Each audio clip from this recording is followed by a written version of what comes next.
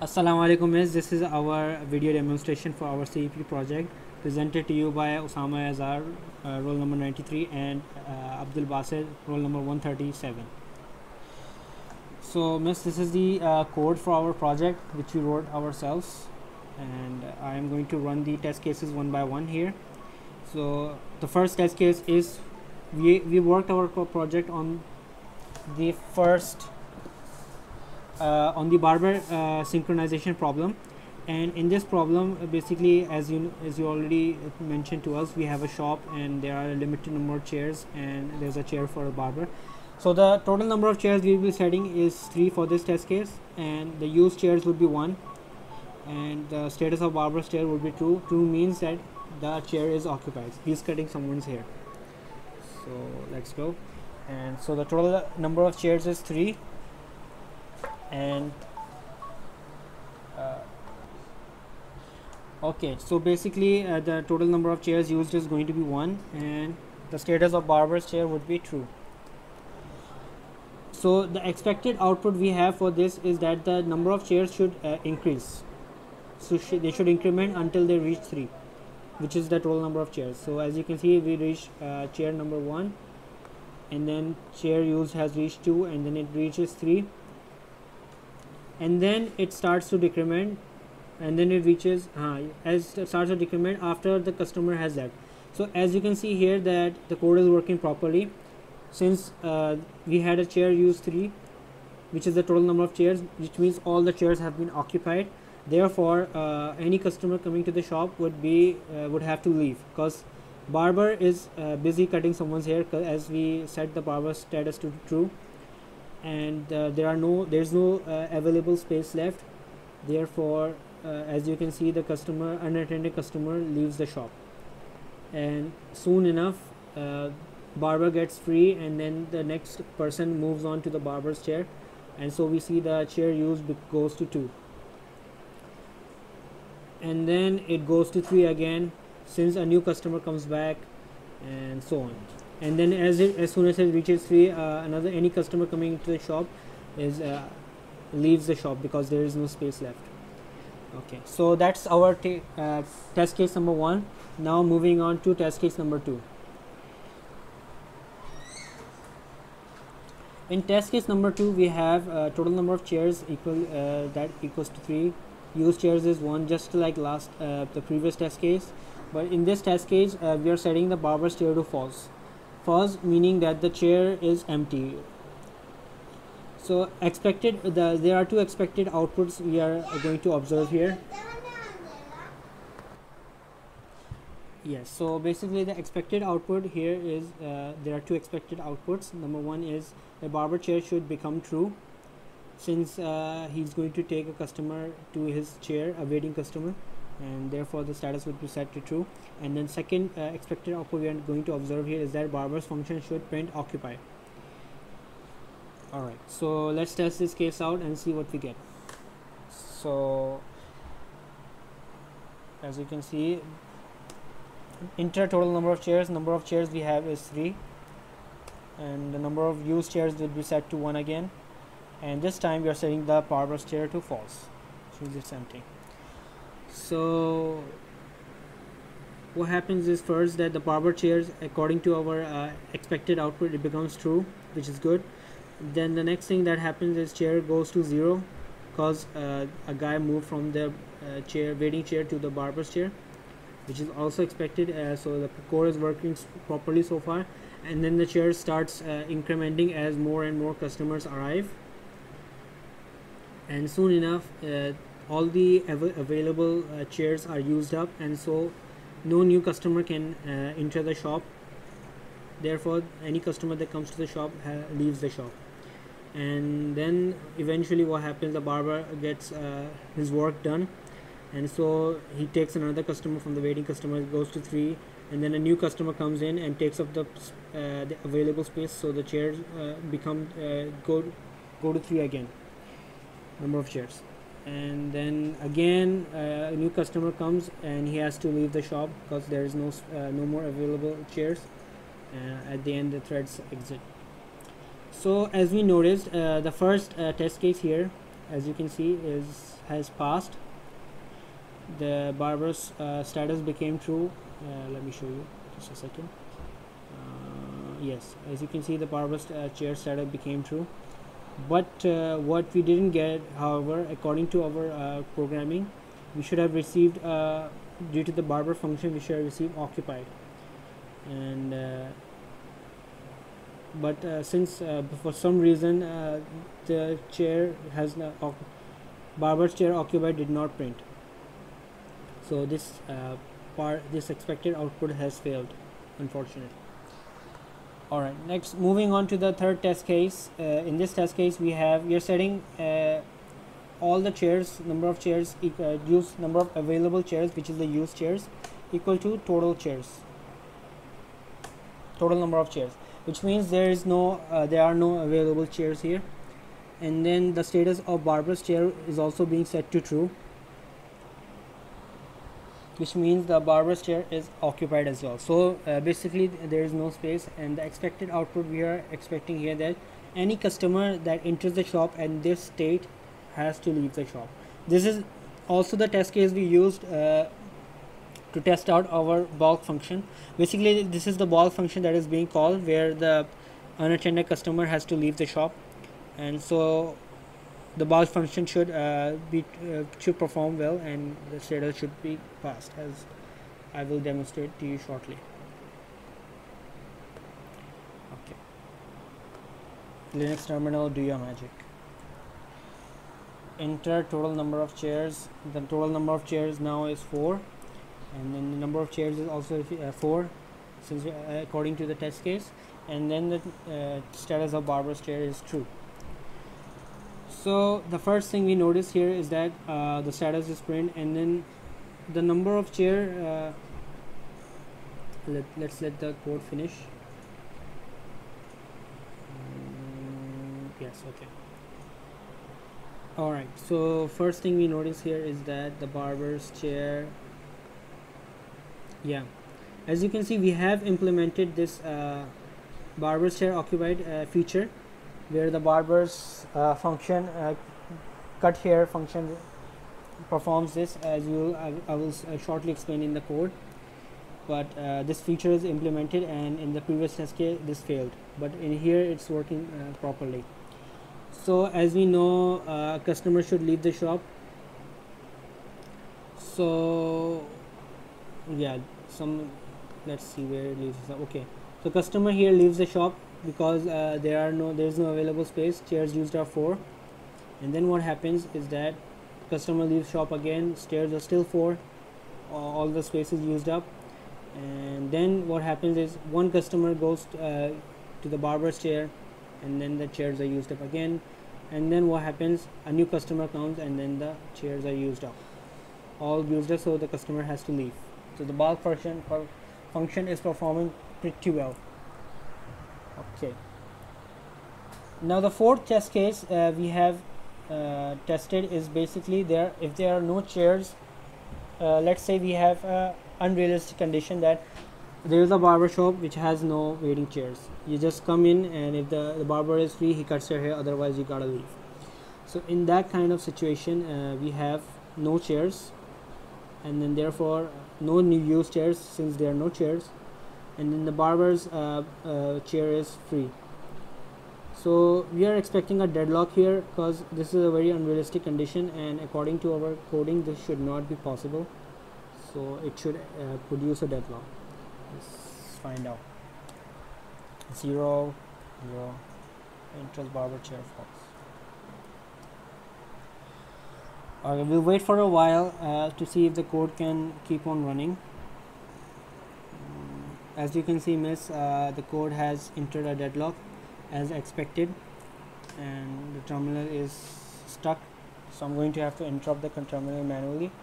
And there you go, this test case is also functioning properly. Obviously the code has this loophole. You could say there's a drawback to this code. The functionality we haven't implemented, but according to our testing, we have to include all the failures as well as the passing features of the code in order to fully and unbiasedly test our code. So therefore we've left this inside in our test cases. Anyways, moving on to the next test case, case number 5. In this test case, same condition, 0 chairs, 0 used chairs, and then what we have is that this time even the barber's chair is going to be true. Obviously this should not make much of a difference, and then we should expect a deadlock again, which we will see soon. 0 0, and then barber's chair is true. Alright, we'll wait for a while until the terminal crashes, so we know there is a deadlock.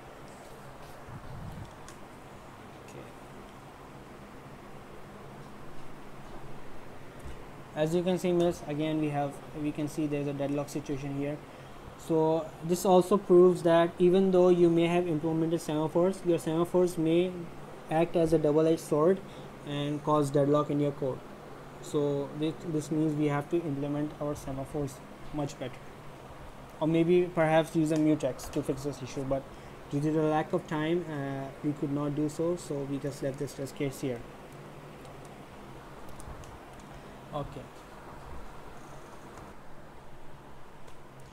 Okay, miss. I'm going to give you an overview of the code.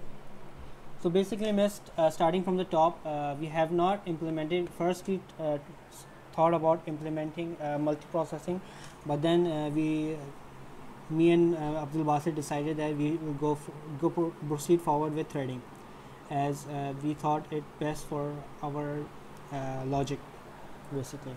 So here in this code, we have implemented 4 threads, and the 5th thread is basically not included, as you will see further in the code. Only the 4 semaphores have been included, A, B, and C, and D, which we have initialized here. Next, from line number 11 to 13, we have set the chair underscore total, which is the variable for total number of chairs in our shop, and we have set it to user input as an integer, that user can enter the total number of chairs, as you saw in the demonstration. Then in line number 12, we have chair underscore use, that's the total number of chairs that have been used up. And then we have barber underscore chair. This is the variable for barber's chair status, and here we are taking it as a string. And then in Python, if you know, miss, that if you assign true or false to a string, to a variable, it becomes a Boolean variable. So that's the logic we have implemented here. Then we have printed out those variables. We have set barber, we have initialized barber underscore theme. Then the first function here we have is the customer function. In this function, we have basically defined a condition that while chair underscore use is less than or equal to chair underscore total, meaning that there is some available space, available chairs in the shop, what will happen is that barber underscore chair would be, if the barber underscore chair is 2 and the chair number of chairs that will be used are less than the total number of chairs, the chair number of chairs used would increment, as you saw in the demonstration, which is working. And then we have set up a semaphore B. Semaphore B is being released here, which means a sem signal, just like a sem signal, just like the sem signal you have taught us in your lectures. This is how we implement them in Python. And now, quick note, we have implemented the semaphores using the import threading library, which is also the same library we use for multi-threading in Python. Okay. These are just things that we saw printing on the terminal for the semaphore. And then we have initialized a time.sleep. Basically, this is to show that customer is going to simulate that customer is going and sitting on his chair, so we can show that the process actually happening on the terminal. Otherwise, it was moving way too fast. Next, if we have defined is that the number of chairs used is equal to the total number of chairs, and the barber's chair is true. Basically, there is no space available at the shop. So what should happen, that then a semaphore C should be signaled, basically released. And since this condition is true, the customer should just leave the shop in the bulk function. Bulk function is right here. In the bulk function we have put a semaphore c dot acquire, which means semaphore c dot wait.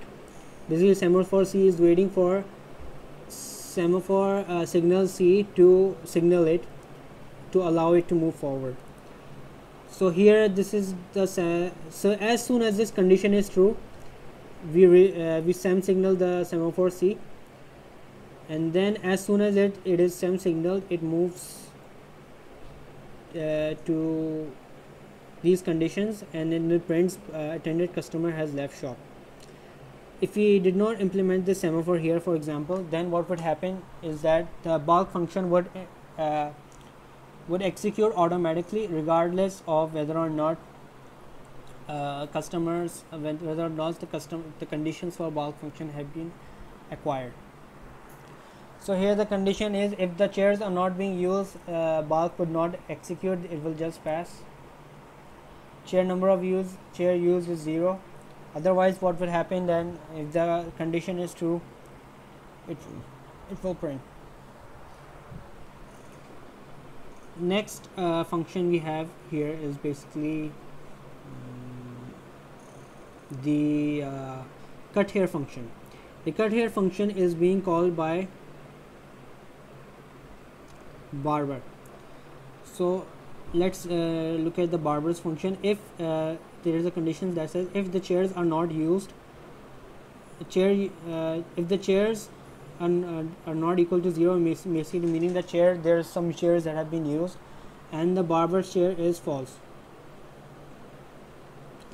that means the barber will go to sleep. Barber's sleep will be 0, meaning that the barber is awake and he will cut hair. Otherwise what will happen, the barber's chair would be true, which means the barber is busy, it will pass, and barber underscore sleep will be 1 and the barber has gone to sleep. This is a condition where barber is like barber has no work to do and there are no chairs being used, which means there are no waiting customers, so the barber should go to sleep. Then we can go to the cut hair function, that it performs, what functions it performs. So in the cut hair function we have basically cut hair is used to tell us that whether or not the barber is occupied. So if the barber's chair is true, which means the barber is busy, then the code will print barber's chair has been occupied. Otherwise it will print that barber's chair is empty. Okay. Then we have the get haircut function. The get haircut function is being called here in this condition. In the else condition we have defined here that if none of these two cases are true, then the else condition would run, and then a semaphore A would be released, basically sem signaled A, and then sem acquired, we have a sem acquire here which is waiting for that sem signal. Okay. Okay, so what will happen once the sem signal is given out, then what will happen, that we will get the haircut function will be called in the customer's function, and then the code will move to the get haircut function, and here what will happen, that barber's chair would be set to true, which means customer has moved from customer has moved from his chair to barber's chair, and so the barber is now busy. So if he is busy,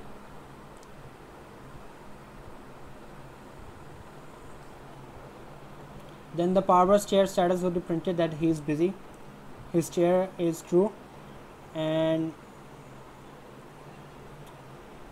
let's say basically his chair is chair underscore used is not equals to 0.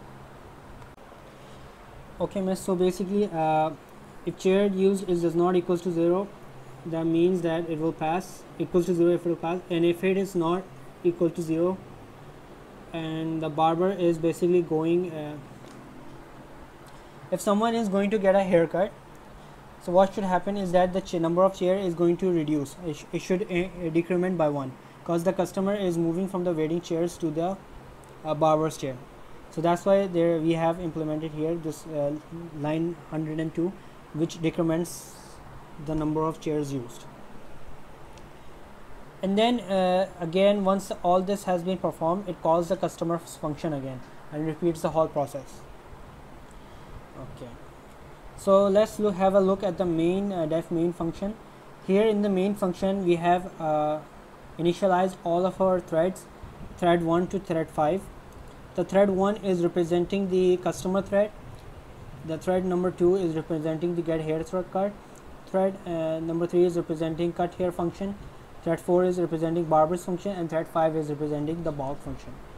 And then we have started all these threads, and then we have joined them. Joining is important because we need to wait for the threads to end, otherwise the execution would not perform properly and we would have issues. And then we have print all threads are exited, because meaning that all the functions have been performed, and then the code exits, and then we have called the main function to run the whole code. So there you go, miss. This is our code video demonstration, and I hope you liked the code and the videos demonstrate everything, and apologies in advance for any mistakes we may have made. Okay, thank you, miss. Allah Hafiz.